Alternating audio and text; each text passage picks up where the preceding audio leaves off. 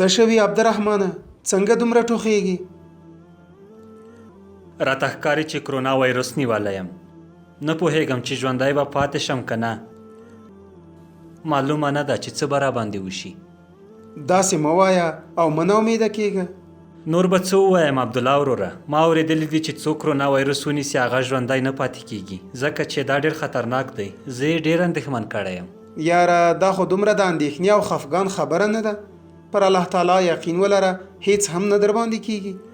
پر هغه الله تعالی یقین وساته چې ابراهیم علیه السلام ته یې اور یخ کړ. د اور په څیر خطرناک شي هغه ته هیڅ ضرر ونه شو رسولی. هغه الله تعالی چې موسی علیه السلام ته د سیند په اوبو کې لار جوړه کړه. هغه الله تعالی چې یونس علیه السلام د ماهی په خېټه کې ژوندی وساته. پر عظیم خدای جل جلاله ایمان ولره او په وړو وړو خبرو مه اندېښمن کېږه. صبر وکړه. د مسلمان لپاره لازمه ده چې د مصیبتونو پر وړاندې صبر وکړي، نه دا چې پریشانه شي.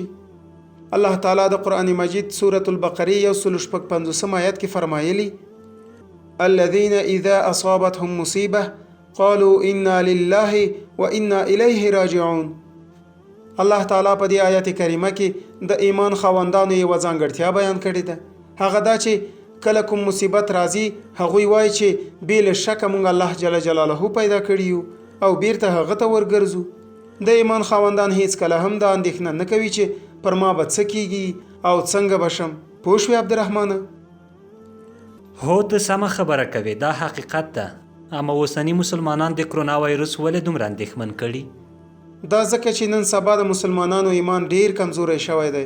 له هر څه نه مسلمانان ویریږي، اما له الله نه نه. که په دې خبره مونږ قوي ایمان ولرو چې د الله له رضا پرته هیڅ شی هم مونږ ته ضرر نشي رسولی، نو موږ به دومره ونه ویریږو. ان ینصرکم الله فلا غالب لکم، یعنی که الله ستا مدد وکړي هیڅ شی پر تا نشي غالب کېدی او په هیڅ صورت تا ته ضرر نشي رسولی. خو یوه خبره یاد ساته چې د الله مدد انسان ته د ایمان پر بنیاد راځي. نو موږ ته لازمه ده چې خپل ایمان قوي وساتو او په هر کار کې الله تعالی ته ژمن پاتې شو. بیا وګوره چې د کرونا وایرس په څیر د وړو وړو څیزونو ویره زموږ له زړونو څنګه تیښته کوي. جزاک الله خیر عبدالله. که رښتیا ووایم تا په ډېره ښه توګه زما له زړه د دې کرونا وایرس ویره لرې کړه. ډېره مننه. بریال ټیوب د په زړه پورې او ګټورو مطالبو پانګه.